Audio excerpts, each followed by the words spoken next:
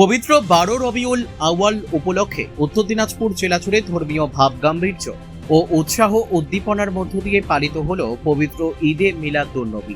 বিশ্বনবী হযরত মুহাম্মদের জন্ম ও ওফাতের পূর্ণ স্মৃতিকে স্মরণ করে জেলার বিভিন্ন প্রান্তে আয়োজন করা হয় কোরআন তিলাওয়াত, দোয়া মাহফিল, আলোচনা সভা ও ধর্মীয় শোভাযাত্রা। উত্তর দিনাজপুরের কর্ণজোড়া, রায়গঞ্জ, হেমতাবাদ সহ জেলার বিভিন্ন এলাকায় এদিন সকাল থেকেই ধর্মপ্রাণ মুসলিমদের মধ্যে বিশেষ উৎসাহ লক্ষ্য করা যায়। কর্ণজোড়া দারুল উলুম রাহমাতিয়া মাদ্রাসা থেকে একটি ধর্মীয় র্যালি বের হয়। একইভাবে হেমতাবাদেও বিভিন্ন সংগঠনের উদ্যোগেই র্যালি ও ধর্মীয় কর্মসূচি অনুষ্ঠিত হয়। শোভাযাত্রায় অংশ নেন বহু ধর্মপ্রাণ মানুষ। শান্তি, সম্প্রীতি ও মানবতার বার্তা তুলে ধরার পাশাপাশি বিশ্বনবী হযরত মুহাম্মদের জীবন ও আদর্শের বিভিন্ন দিক তুলে ধরা হয়। এই কর্মসূচিতে অল ইন্ডিয়া ইমাম অ্যাসোসিয়েশনের উত্তর দিনাজপুর জেলা নেতৃত্বও সক্রিয়ভাবে অংশ নেয়। সংগঠনের জেলা সভাপতি আলভাস মৌলানা আশিরউদ্দিন বলেন, হযরত মুহাম্মদ সমগ্র মানবজাতির জন্য শান্তি, সম্প্রীতি, ভ্রাতৃত্ব ও মানবতার বার্তা নিয়ে এসেছিলেন। তার জীবনাদর্শ অনুসরণ করাই এই পবিত্র দিনের মূল শিক্ষা। তিনি আরও জানান, উত্তর দিনাজপুর জেলার বিভিন্ন প্রান্তে সংগঠনের পক্ষ থেকে ধর্মীয় ও সামাজিক কর্মসূচির মাধ্যমে দিনটি যথাযথ মর্যাদায় পালন করা হয়েছে। মানুষের মধ্যে সম্প্রীতি ও সৌহার্দ্যের বার্তা পৌঁছে দেওয়াই এই ধরনের কর্মসূচির অন্যতম উদ্দেশ্য। ঈদে মিলাদুন্নবী উপলক্ষে জেলার বিভিন্ন রাস্তায় দেখা যায় সামাজিক সহযোগিতার ছবিও। কোথাও পথচারীদের জন্য পানীয় জলের ব্যবস্থা, কোথাও খিচুড়ি বিতরণ, আবার কোথাও জল ও খাবারের প্যাকেট তুলে দেওয়া হয় সাধারণ মানুষের হাতে। ধর্মীয় অনুষ্ঠানের পাশাপাশি এই ধরনের মানবিক উদ্যোগও দিনটির বিশেষ তাৎপর্য বহন করে।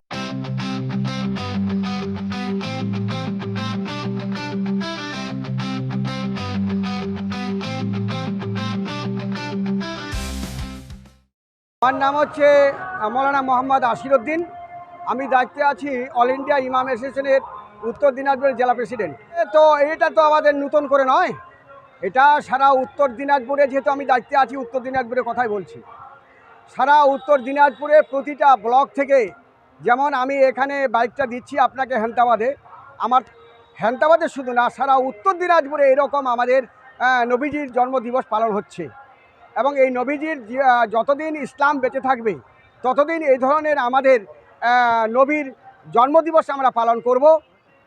এবং এই উত্তর দিনাজপুরের সমস্ত ব্লকে এইরকম করে আমরা প্রতি বছর মিছিল করি, জুলুস করি, এবং ভবিষ্যতেও জুলুস হবে। যতদিন পৃথিবী বেঁচে থাকবে, যতদিন ইসলাম বেঁচে থাকবে, ততদিন এরকম আমাদের জুলুস হতেই থাকবে ইনশাআল্লাহ।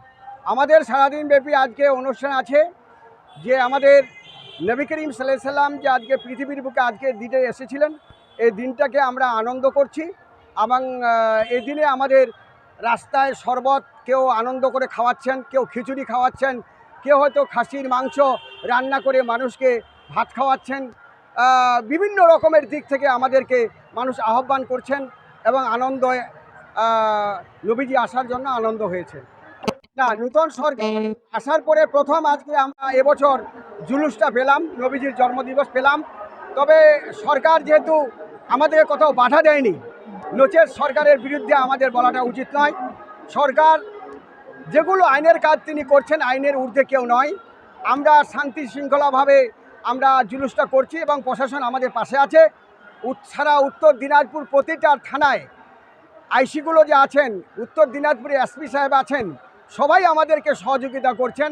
জেলার উদ্দেশ্যে আমাদের বার্তা থাকবে এটাই, যে আমরা শান্ত শৃঙ্খলাভাবে আমরা জুলুসটা করব।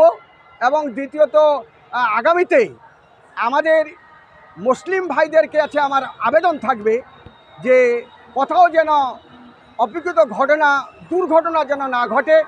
আইনের মাধ্যমে আমাদেরকে থাকতে হবে, আইনের নেতৃত্ব মধ্যে আমাদেরকে থাকতে হবে। আমি কর্ণজোড়া মাদ্রাসা, দারুল উলুম মাদ্রাসার সদস্য।